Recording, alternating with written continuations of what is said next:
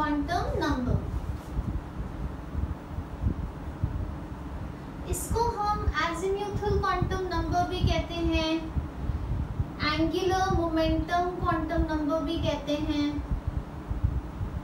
क्योंकि इससे आपको एंगुलर मोमेंटम पता लग सकता है इलेक्ट्रॉन का, ठीक है। और इसको हम सब्सिडरी क्वांटम नंबर भी कह सकते हैं,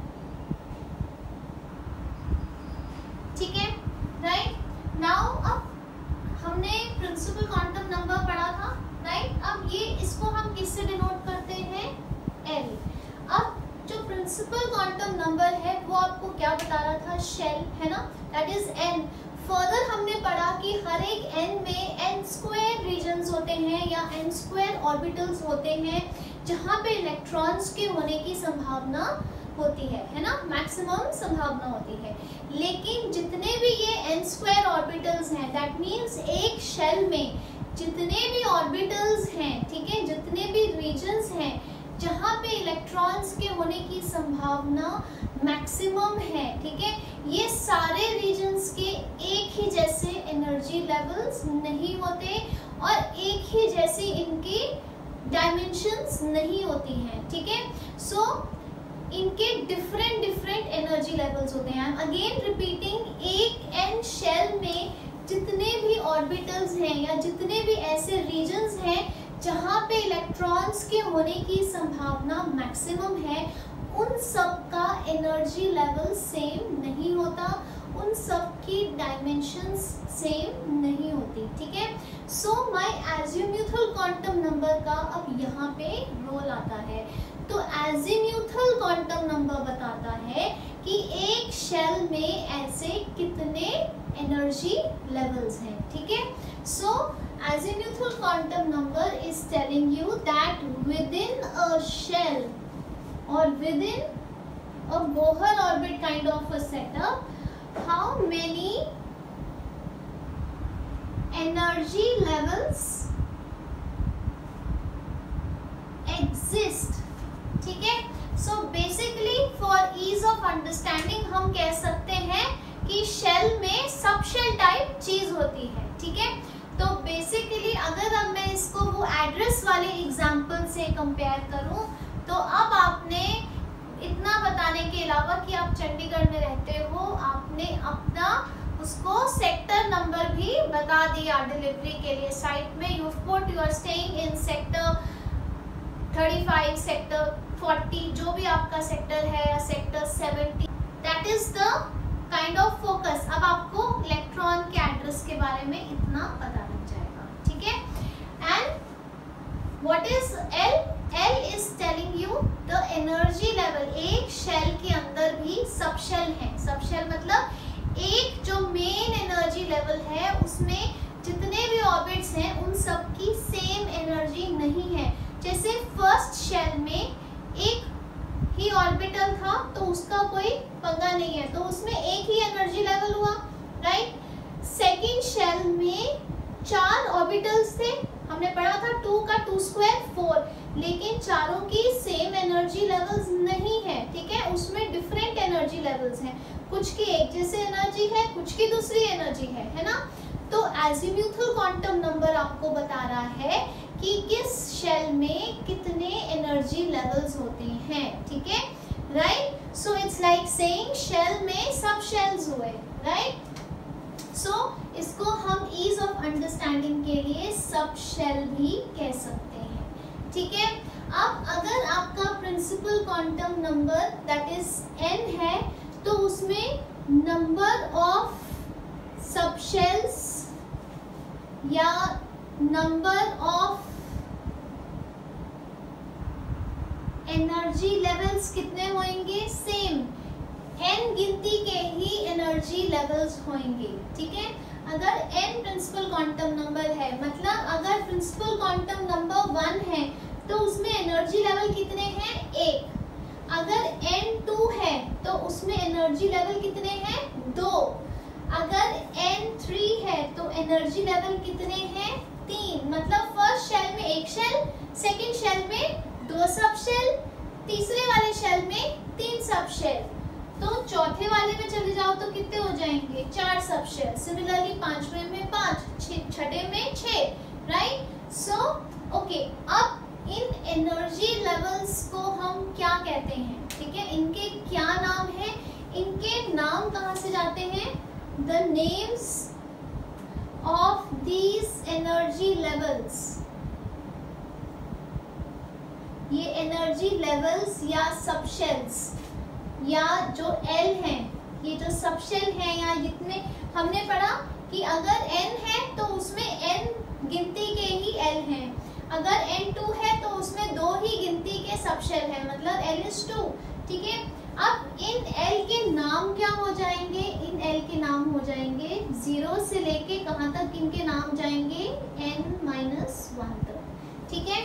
तो इसको अब हम और आसान करते हैं, तो आपका l क्या है, l आपको गिनती दे रहा है सबशेल्स की या सब एनर्जी लेवल्स की, कि एक शेल या एक एनर्जी लेवल में फर्दर कितने सबशेल्स हैं या कितने एनर्जी लेवल्स हैं, ठीक है। जो प्रिंसिपल क्वांटम नंबर है उतनी ही गिनती एल की भी होती है, लेकिन नाम सेम नहीं होता, कंफ्यूजन ना होए इसलिए। एल जो है ये भी एक इंटीजर वैल्यू होती है और इसकी वैल्यू शुरू होती है 0 से लेके कहाँ तक जाती है, n-1 तक, ठीक है। अब क्विकली इसका यहाँ एक टेबल बनाते हैं ताकि हमें आसानी से समझ आ जाए।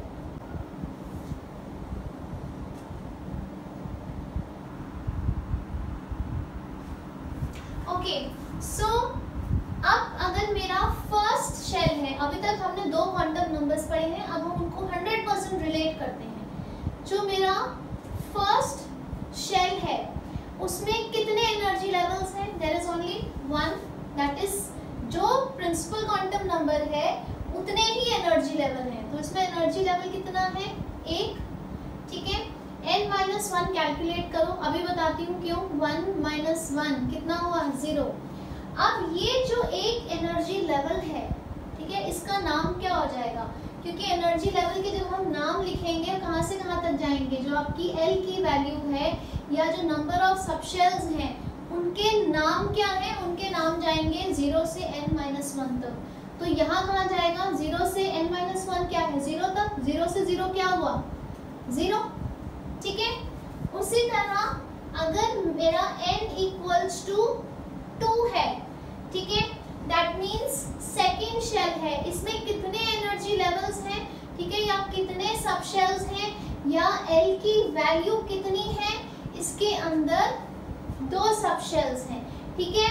अब n-1 क्या हुआ, 2 - 1 = 1, तो इनके नाम क्या हुए, 0 से कहाँ तक जाएंगे, n-1 तक। इस केस में n-1 क्या है, 1, तो 0 and 1, ठीक है। उसी तरह अगर मेरा थर्ड शेल है तो उसमें सबशेल की गिनती कितनी है, L की गिनती कितनी है, 3, ठीक है। n-1 क्या हुआ मेरा, 2। वो जो 3 सबशेल हैं उनके नाम क्या हो गए, उनके नाम हो गए 0 से कहाँ तक जाना है, n-1 2 तक जाना है, तो 0, 1 and 2, ठीक है। उसके बाद अगर मेरा n4 है, ठीक है, तो सबशेल्स कितने हो गए, मेरे नंबर ऑफ सबशेल्स हो गए 4, 4 में 4 ही सबशेल्स हैं या सब एनर्जी लेवल्स हैं, दैट इज L कितने हैं, 4 हैं, राइट। सब एनर्जी लेवल सबशेल कितने हैं, 4 हैं। अब 4 - 1 = 3, अब उनके नाम क्या हो जाएंगे, कहाँ से कहाँ तक जाना है, 0 से 3 तक, तो वो जो 4 एनर्जी लेवल्स हैं उनके नाम क्या हो गए, 0, 1, 2, 3, ठीक है। उसके बाद अगर आगे जाना चाहो आगे भी कर लेते हैं, एक और कर लेते हैं, 5, कितने एनर्जी लेवल्स हो गए, 5, ठीक है। n-1 कितना है, 4, तो कहाँ तक जाओगे, 0, 1, 2, 3, 4, सो ऑन, ऐसे होता जाएगा, ठीक है। बट आपके काम का कहाँ तक आपको 2 साल काम आने वाला है, इसके बिना आपकी केमिस्ट्री नहीं होएगी, बहुत इंपॉर्टेंट है। बेसिकली 4th शेल तक आपको काम आएगा, ठीक है, राइट, क्लियर है। सो यहाँ तक आपको क्लियर हो गया। अब क्या है कि इनके अल्फाबेटिकल नाम दिए गए, उनकी फुल फॉर्म्स की की आपको जरूरत नहीं है, पहले जब शुरू किया था तो उनकी फुल फॉर्म्स रखी गई थी, ठीक है। तो अगर आप इनको अल्फाबेटिकली देखो तो 0 1 2 3 4 5 ये क्या है, S P D F G H, अगर 6 ले लो तो क्या है, J। तो बेसिकली आपको कौन से याद रखने हैं, आपको ये 4 याद रखने बहुत जरूरी है, ठीक है। सो इनके नाम दे दिए गए S P D F G H J K L so on. अभी इतने बड़े एलिमेंट्स नहीं है कि उसमें इतने इलेक्ट्रॉन्स हो कि हम वो एनर्जी लेवल तक उसमें इलेक्ट्रॉन्स भरे, पर हमने डिफाइन कर लिया, ठीक है। सो इनके नाम क्या हो गए, S P D F G H। तो ये जो आपका 0 है ये क्या है, S, ये है S और ये है P। इसमें थर्ड एनर्जी लेवल में क्या है, S P और D। फोर्थ एनर्जी लेवल में क्या है, S P D और F। फिफ्थ में S P D F G, ठीक है। अब एक छोटा सा रफ सा डायग्राम बना के देखते हैं जस्ट टू अंडरस्टैंड, ठीक है। अभी तक हमें क्या पता लगा, जो फर्स्ट शेल है उसमें एक ही एनर्जी लेवल है, ठीक है, जिसका नाम है S। तो उस एनर्जी लेवल को अगर एक एड्रेस की नेम प्लेट लगानी हो तो क्या कहूँगी, 1s, ठीक है। जो सेकंड शेल है उसमें 2 एनर्जी लेवल्स हैं, 0 and 1 या S and P। तो उनको हम क्या कहेंगे, सेकंड वाले शेल का S और सेकंड वाले शेल का P, ठीक है। थर्ड ऑर्बिट में, थर्ड शेल में 3 सब शेल्स हैं और उनके नाम क्या है, 0 1 2, ठीक है।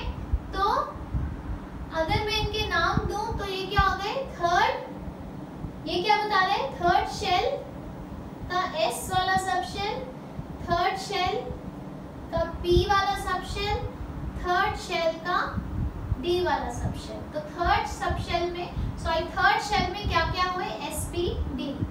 फोर्थ में 4 हुए, S P D F। तो नाम क्या हो गए, फोर्थ वाले शेल का S, फोर्थ वाले का P, फोर्थ वाले का D और फोर्थ वाले का F, ठीक है।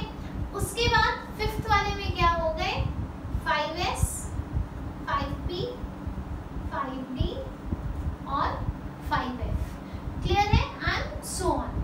सो अगर मैं इसको बहुत रफ सा वेग सा व्यू दूं तो अगर ये मेरा न्यूक्लियस था, ठीक है, तो रफली ड्रॉ करूं तो 1s यहाँ पे आया, ठीक है। सेकेंड ऑर्बिट में यहाँ पे आ गया 2s, फिर आ गया 2p। जो 2s है वो अंदर की तरफ है, उसके बाद p है, उसके बाद d है और उसके बाद f है, ऐसे होता है। तो सेकेंड वाले में क्या है, s और p। अगर यही थर्ड बना लें तो क्या हो जाएगा, 3s, फिर आ जाएगा, ये पूरा घुमा सकते हो आप, 3p, फिर आ जाएगा 3d, ठीक है। उसके बाद आ जाएगा फोर्थ शेल। फोर्थ शेल में कौन से आ जाएंगे, पहले 4s सब शेल, फिर 4p, फिर 4d, फिर 4f, ठीक है। तो कुछ ऐसे करके, तो मेन एनर्जी लेवल था उसमें एक ही सब शेल था, ये सेकेंड ऑर्बिट था या सेकंड शेल था, उसमें 2 एनर्जी लेवल्स थे, S and P। थर्ड वाले में 3 थे, S3P, 3S, 3P, 3D। Fourth वाले में 4 थे, 4S, 4P, 4D, 4F। Clear है यहाँ तक, ओके। सो इसको बहुत ध्यान से नोट कीजिए। इफ n की वैल्यू 1 है तो L की क्या हो जाएगी, 0, ठीक है। If n is 2, L is going to be 0 and 1, n is 3, L is going to be 0 1 2। तो अगर प्रिंसिपल क्वांटम नंबर n है तो नंबर ऑफ सबशेल्स या नंबर ऑफ एल्स की गिनती कितनी है, n ही है, और उनके नाम कहाँ से कहाँ तक है, 0 से n-1 तक, ठीक है, क्लियर है। अब ये जो L हमने पढ़ा ये आपको क्या क्या सिग्निफाई करता है, ठीक है। एक तो आपको सब एनर्जी लेवल्स बता रहा है, यहाँ तक तो आपको क्लियर है, ओके। इसके अलावा what all does L tell you? In a hydrogen atom, in a hydrogen atom, जब आपका N1 था, L क्या था, L के क्या नाम थे हमने पढ़ा था, 1s था, तो कुछ कंपैरिजन नहीं था, एक अकेला था। जब हम n इक्वल्स टू 2 में आ जाते हैं, L क्या क्या थे टेबल में देखो, 2s और 2p थे, दो ही L थे, उनका नाम था 2s एंड 2p। इन दोनों की एनर्जी क्या होएगी, सेम होएगी, ठीक है, किसमें, हाइड्रोजन एटम में। उसी तरह n इक्वल्स टू 3 में L क्या हो जाएगा, 3 हो जाएंगे, 3s 3p 3d।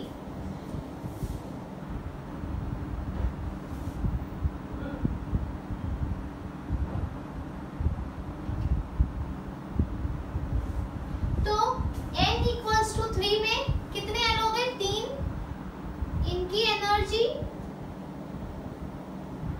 सेम होएगी, ठीक है। सिमिलरली n इक्वल्स टू 4 में कितने L हो जाएंगे, 4, 4s 4p 4d 4f, उनकी एनर्जी सेम हो जाएगी। ये एक बड़े इंपॉर्टेंट कॉन्सेप्ट्स हैं जो आपने समझने हैं, क्योंकि क्वांटम नंबर्स आर योर 100% जो आपके पेपर में क्वेश्चन आने हैं, शॉर्ट क्वेश्चंस हैं आपके कंपटीशन के, ठीक है। तो इनकी एनर्जी आपस में सेम हो जाएगी, ठीक है। तो ये दोनों ऑर्बिटल्स, इन दोनों की एनर्जी सेम है, इनको हम क्या कहेंगे, दे आर डीजेनरेट ऑर्बिटल्स, ठीक है। किसमें, हाइड्रोजन एटम में। बड़ा ध्यान से आपने क्वेश्चन सॉल्व करने हैं, ठीक है। आपको ऑप्शंस दिए, पूछा होगा डीजेनरेट ऑर्बिटल्स कौन से हैं, ठीक है, या डीजेनरेट लेवल्स कौन से हैं। इसमें 3 सबशेल्स हैं या 3 जोन्स आर देयर।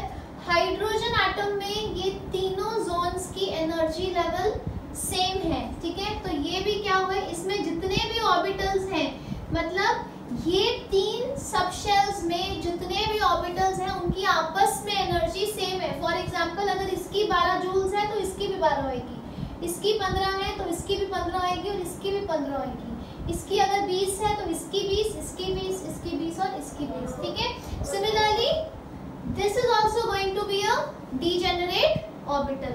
क्लियर है, this is for hydrogen atom, ठीक है। अब ऐसा क्यों होता है, क्योंकि हाइड्रोजन एटम या हाइड्रोजन एटम लाइक आयंस, उनमें एक सिंगल इलेक्ट्रॉन सिस्टम है। So there is only one force, that is force of attraction between the electron and the nucleus. तो कोई सेकेंड फोर्स उस पे एक्ट नहीं करती, ठीक है, क्लियर है।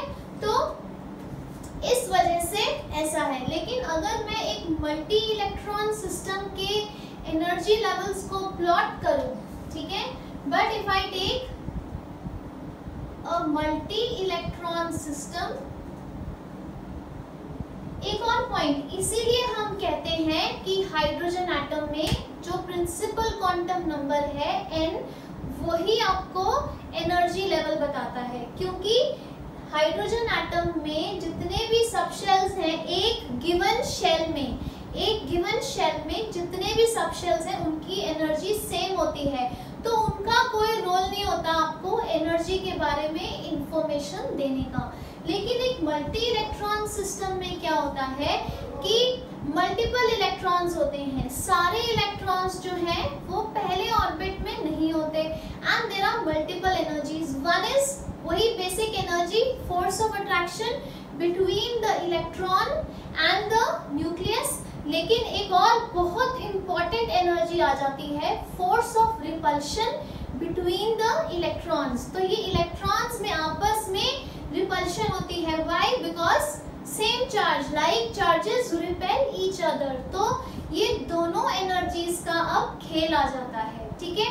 उसके बाद so what is happening is, instead of one there are 2 energies. कौन कौन सी, there is a force of attraction, ठीक है, किसके बीच में, इलेक्ट्रॉन एंड न्यूक्लियस के बीच में, and there is a force of repulsion, ये किसके बीच में, इलेक्ट्रॉन और इलेक्ट्रॉन के। मल्टी इलेक्ट्रॉन सिस्टम्स में ये 2 एनर्जीज हैं, but since force of attraction is more than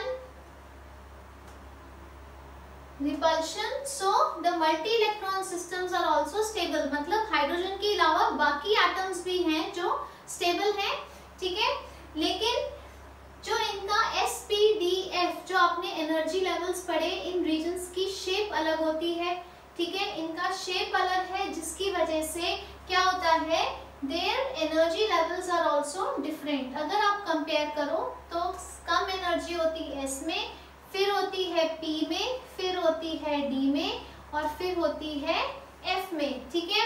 so if you have to arrange their energies, तो सबसे कम इसकी हुई। दैट मीन्स कि अगर मैं एक मल्टी इलेक्ट्रॉन सिस्टम ले लूं तो क्या होएगी, 2s की कम होएगी, फिर होएगी 2p की, ठीक है, 3s की कम होएगी, उससे ज्यादा होएगी 3p की, उससे ज्यादा होएगी 3d की।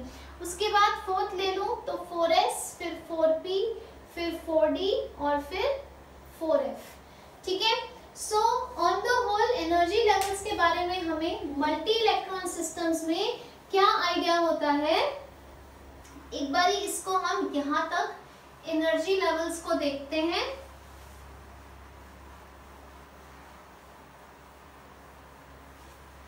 तो अगर मैं सिर्फ इंक्रीजिंग ऑर्डर ऑफ एनर्जी में ऐसे अरेंज करूं तो सबसे पहले आ गया 1s, फिर आ गया 2s, फिर आ गया 2p, फिर आ गया 3s, फिर आ गया 3p, फिर आ गया 3d। फोर्थ में कितने हैं, 4, 4s, फिर 4p, फिर 4d और फिर 4f। This is energy level of multi electrons, मतलब हाइड्रोजन के अलावा मल्टी इलेक्ट्रॉन सिस्टम्स जैसे लिथियम, सोडियम, पोटेशियम, ठीक है। पर अगर मैं हाइड्रोजन एटम ले लूं, very important for your MCQs, for your competitions, तो एनर्जी लेवल कैसे होंगे, 1s, फिर 2s, 2p, ये हमने ऑलरेडी पढ़ लिया है। फर्स्ट शेल की सबसे कम होती है, उसके बाद सेकंड, उसके बाद थर्ड, तो उसको ही फॉलो कर रहा है। फिर 3s, 3p, 3d, फिर 4s, 4p, 4d, 4f। समझ आ गया? सो ये हाइड्रोजन एटम के एनर्जी लेवल्स हैं और ये इंक्रीजिंग ऑर्डर ऑफ एनर्जी किसका है, this is multi electron. So these are increasing order of energy, नीचे से ऊपर, ठीक है, सबसे कम उससे ज्यादा एनर्जी बढ़ती जा रही है। यहाँ भी एनर्जी ऊपर की तरफ बढ़ती जा रही है। वेरी वेरी इंपॉर्टेंट डायग्राम, ठीक है, इसको नोट कर लीजिए, ठीक है। इसके अलावा आपको L को हमने एक छोटा सा नाम और दिया था, एंगुलर मोमेंटम क्वांटम नंबर भी कहते हैं, ठीक है, क्योंकि सोमरफील्ड ने इस क्वांटम नंबर को स्टडी किया और उसने एंगुलर मोमेंटम ऑफ इलेक्ट्रॉन का फॉर्मूला दिया। ही सेड कि एंगुलर मोमेंटम की वैल्यू आप निकाल सकते हो, angular momentum is going to be under root L into L plus 1 into H upon 2 pi, ठीक है। तो एंगुलर मोमेंटम क्वांटम नंबर, अगर आपने किसी इलेक्ट्रॉन का एंगुलर मोमेंटम निकालना है तो उसकी वैल्यू क्या हो जाएगी, under root L into L plus 1 into H upon 2 pi. ये H upon 2 pi square root में नहीं है, अलग से है, क्लियर है। तो अगर मैं आपको कहूँ कि एक इलेक्ट्रॉन थर्ड S3s में घूम रहा है, इस इलेक्ट्रॉन का मुझे एंगुलर मोमेंटम बताओ, तो आपको n से कोई लेना देना नहीं है, ये आपकी L की वैल्यू है, ये n है, ये L है ना। थर्ड शेल का S सब शेल, आपको सिर्फ L चाहिए। ये S क्या होता है, यहाँ देखो S P D F 0 1 2 3, तो आपका L की वैल्यू क्या है, L की वैल्यू 0 है, तो एंगुलर मोमेंटम क्या हो जाएगा, under root 0 into 0 plus 1 into H upon 2 pi, ठीक है। So 1 plus 0 is 1, 1 into 0 is 0, under root of 0 is 0, ठीक है। तो एंगुलर मोमेंटम क्या हो गया, 0, ठीक है। अगर मैं आपको बोलूं इलेक्ट्रॉन लेट्स से 4p में है, इसका एंगुलर मोमेंटम बताओ, तो आपका लेना देना किससे है, सिर्फ p से। p की वैल्यू क्या होती है, 1, तो यहाँ डाल दो आप, एंगुलर मोमेंटम क्या हो जाएगा, अंडर रूट एल, एल क्या है 1 into L plus 1, again L क्या है 1 into H upon 2 pi. So 1 plus 1 is 2, 2 into 1 is 2, तो क्या हो गया under root 2 into H upon 2 pi. Paper में आपको ऐसे भी ऑप्शन आ सकती है या इसको फर्दर सॉल्व भी किया हो सकता है। क्या हो गया h upon under root 2 pi. ठीक है, ये फॉर्मूला आपको याद रखना चाहिए कि आप L की मदद से इलेक्ट्रॉन का एंगुलर मोमेंटम भी निकाल सकते हो। ठीक है, so this is all about L। Now let's move on to the third quantum number. Okay, next quantum number is magnetic quantum number m। ठीक है, ये आपको क्या बताता है, ये आपको बताता है ओरिएंटेशन। ठीक है, अब हम इसको डिटेल में पढ़ते हैं। लिंड ने इसको स्टडी किया। लिंड said that electron is a charge particle जो एक एक्सेलरेटेड मोशन में है, उसका एक एंगुलर मोमेंटम है। ठीक है, जिसकी वजह से उसमें एक इलेक्ट्रिक फील्ड क्रिएट होती है और दिस इलेक्ट्रिक फील्ड जो है it creates a magnetic field. ये जो इलेक्ट्रॉन की मैग्नेटिक फील्ड है, जब ये अर्थ की मैग्नेटिक फील्ड से इंटरैक्ट करती है, so this electron then occupies a certain orientation, एक सर्टेन प्लेन ऑक्यूपाई कर लेता है स्पेस में। ठीक है, right. So what do I mean by orientation, जैसे यहाँ पे मैं एक छोटा सा ग्राफ बनाती हूँ और मैं आपको कहती हूँ मुझे इस पॉइंट की ओरिएंटेशन दो, तो इस पॉइंट की ओरिएंटेशन क्या हो जाएगी, आप ऐसे करके देखोगे it's going to be 3 and 2। तो बेसिकली वो आपको ये क्या बता रहे हैं, ये इसके कोऑर्डिनेट्स हैं, है ना। तो उसी तरह जो इलेक्ट्रॉन है, because of the magnetic field of the electron and magnetic field of the earth, उसको भी एक पर्टिकुलर एक सब एनर्जी लेवल में भी, एक सब शेल में भी एक ओरिएंटेशन मिल जाती है। ठीक है, इस ओरिएंटेशन को हम क्या कहते हैं, मैग्नेटिक क्वांटम नंबर। ठीक है, एक पर्टिकुलर सब शेल में कितनी ओरिएंटेशंस पॉसिबल हैं। ठीक है, so magnetic quantum number basically is the orientation. It is telling you maximum accuracy कि एक सब शेल में इलेक्ट्रॉन कौन से प्लेन में, कौन से एक्सिस में बैठा हुआ है। ठीक है, तो वर्चुअली क्या बता रहा है, ये आपको वो रीजन एग्जैक्ट पिन पॉइंट कर रहा है जहां पे इलेक्ट्रॉन है। सो अगर मैं बहुत लेमन लैंग्वेज में समझाऊं तो सेल में शेल था आपका principal quantum number, sub shell क्या था, उसमें जो सब एनर्जी लेवल था वो था सब शेल, वो था आपका एजीम्यूथल क्वांटम नंबर L। और उस सब शेल में जो एग्जैक्ट ओरिएंटेशन थी जहां पे इलेक्ट्रॉन के होने की पॉसिबिलिटी मैक्सिमम थी, वो क्या था, ऑर्बिटल। तो n क्या हो गया आपका शेल, L को कंपेयर करेंगे सब शेल से और m को कंपेयर करेंगे ऑर्बिटल से। ठीक है, अब हर एक सब शेल में सेम नंबर ऑफ ओरिएंटेशंस नहीं होती हैं। ठीक है, सो अब एक पर्टिकुलर L में नंबर ऑफ ओरिएंटेशंस या नंबर ऑफ ऑर्बिटल्स, एक L में ऐसे कितने रीजन्स हैं एक पर्टिकुलर सब शेल में जहां पे इलेक्ट्रॉन हो सकता है, उसका फॉर्मूला है 2l+1। ठीक है, तो that means number of possible values of m, कितने m हो सकते हैं। ठीक है, so number of possible count of m। ठीक है, एक L में कितने m हो सकते हैं, उनकी गिनती किससे करोगे, 2l+1 से। और उन m के नाम क्या होंगे, उनके names, the names of orbitals, उन ऑर्बिटल्स या ओरिएंटेशन या m के नाम कहां से कहां तक हो जाएंगे, नॉमेनक्लेचर करो तो -l से +l। ठीक है, इसको यहाँ देखते हैं, अगर आपका l है 1 2 3 4 तक कर लेते हैं। ठीक है, यहाँ बना लेते हैं 2l+1।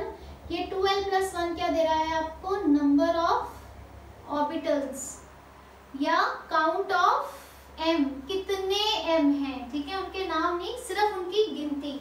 ठीक है, राइट। सो l, सॉरी यहाँ l बना लेते हैं 0 1 2 3, शुरू से शुरू ठीक है। उसके बाद आ जाता है यहाँ नेम्स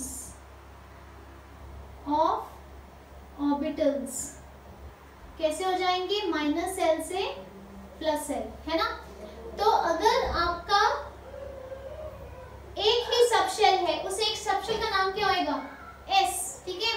तो पहले सबशेल का नाम क्या होता है, s। तो अगर आपका सबशेल का नाम है s, दैट इज 0, तो उसमें कितने ऐसे ऑर्बिटल्स हैं, सो देखिए 2 × 0 + 1, तो एक ही ऐसा रीजन है या एक ही ऑर्बिटल है, ठीक है।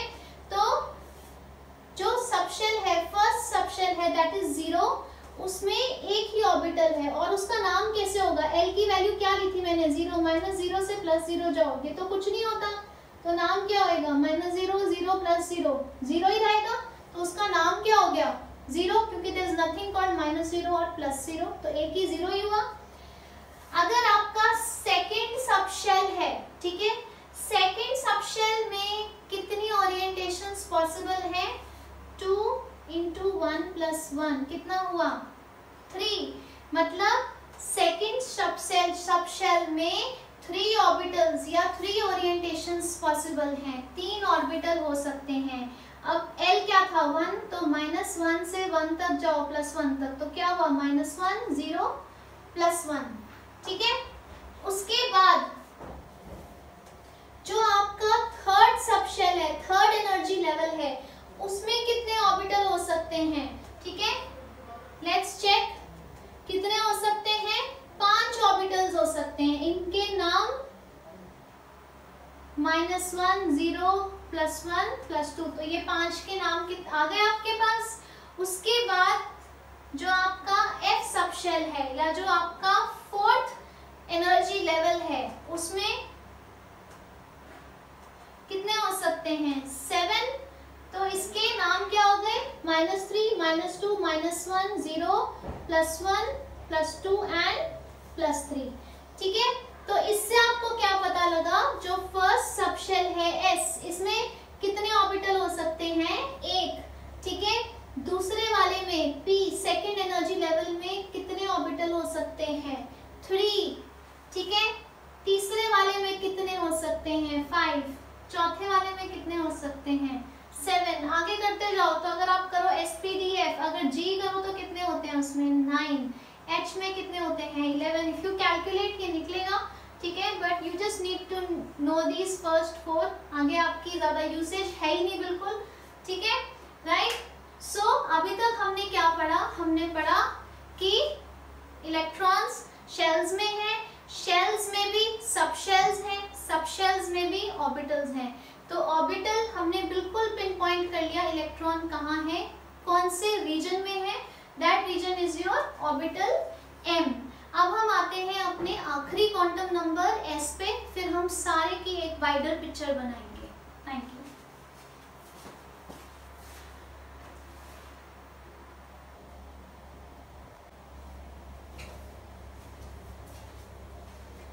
Okay, the fourth quantum number was added later। ये आपको श्रोडिंगर इक्वेशन से नहीं पता लगता है, इस इक्वेशन को स्टडी किया था जॉर्ज उहलेनबेक एंड सैमुअल गॉडस्मिथ ने। जब लाइन स्पेक्ट्रा पढ़ा गया मल्टी इलेक्ट्रॉन सिस्टम्स का, तो काफ़ी क्वेश्चंस दिमाग में आए जो ये 3 क्वांटम नंबर सॉल्व नहीं कर पा रहे थे, ठीक है। So they studied the motion of an electron and they said जो एक इलेक्ट्रॉन है, जब वो रोटेट करता है, जब वो एक प्लैनेट की तरह रिवॉल्व भी कर रहा है और रोटेट भी कर रहा है, so on its axis it is spinning also, और उसका एक स्पिन एंगुलर मोमेंटम भी होता है, ठीक है। तो उसके बाद उसी के साथ, so first is the electron is spinning on its axis, so there is a spin angular momentum which an electron has। उसके बाद दूसरी चीज जो स्पिन है, ये 2 तरह का हो सकता है, it can spin clockwise also and it can spin anti clockwise also, ठीक है, क्लियर है, राइट।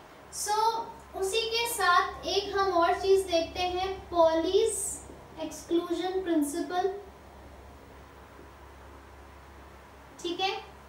पॉलीज एक्सक्लूजन प्रिंसिपल क्या कहता है, जो एक ऑर्बिटल है उस ऑर्बिटल में मैक्सिमम कितनी जगह है, उस ऑर्बिटल में आप 2 इलेक्ट्रॉन्स को पा सकते हो।